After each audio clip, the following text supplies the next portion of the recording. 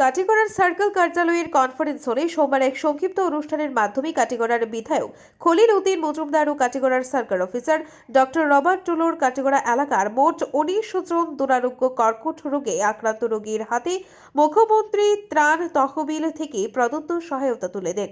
দুর্যোগ মোকাবিলা বিভাগের কাটিগড়া ব্লক কোঅর্ডিনেটর বিশাল চক্রবর্তী, কাছাড় জেলা কংগ্রেসের সাধারণ সম্পাদক বিশ্বজিৎ মালাকার, নিখিলেশ দাস, তৈবুর রহমান চৌধুরী প্রমুখদের উপস্থিতিতে রোগীদের প্রত্যেকের হাতে 10,000 টাকার চেক প্রদান করা হয়েছে। ব্যুরো রিপোর্ট, আজকের পড়া।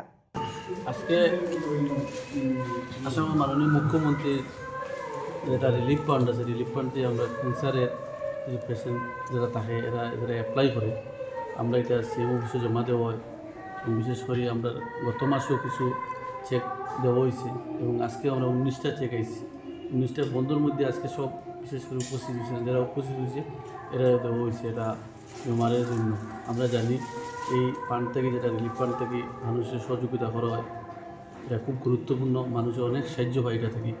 সেই হিসাবে আমরা সব দিনও এই রিলিফ ফান্ডের ব্যবস্থায় এই সরকারি যেটা দেওয়া হয় আমরা অশেষ ধন্যবাদ জানাই সরকারের, কারণ এই ধরনের ফান্ড ব্যবহার করার লাগে আমরা বহুত বেনিফিশিয়ারি হেলথর লাগে বহুত কষ্ট করে যারা দেওয়ার ব্যবস্থা থাকে। যে আমরা আরও বিশেষ করে বহুত মানুষ আমরা অ্যাপ্লাই করছে, সিএম অফিসে আরও অনেক রাখা আছে আমরা যারা এই বেমারি, ক্যান্সার বেমারি যারা আছে জীবিত। সেই কারণে আমরা সবও বই যে বিশেষ করে প্রত্যেক জাতি ধর্মে দেওয়া হয়, এটার মধ্যে কিছু আমরা বিশেষ করে জেরাও দেয় আমরা এটা নিয়ে সিএম অফিসে জমা দেওয়ার পরে সিরিয়ালে মেনটেন করে দেওয়া হয় অফিস থেকে। আমরা নেওয়ার পরে সার্কুলার কিছু সহযোগিতায় আমরা এই যারা বেনিফিশিয়ারি আয় এরা আমরা ডাইরেক্ট তারা গেছে হ্যান্ড ওভার করা হয়, ব্যাংকে জমা দিয়ে তারা এই পয়সা বেনিফিটটা নিয়ে এবং তারা এই ক্যান্সার বেমারও সুস্থ লাগে তারা ব্যবস্থা করে। সরকারি অনুদান কত টাকা করে? কোনো সময় 10,000 টাকা দেওয়া হয়, কোনো সময় 15,000 টাকা। এবারেরটা আগে আমরা 15,000 করে পাইছি, আজকে যেটা দেওয়া হয়েছিল 10,000 করে দেওয়া হয়েছে। ঠিক আছে।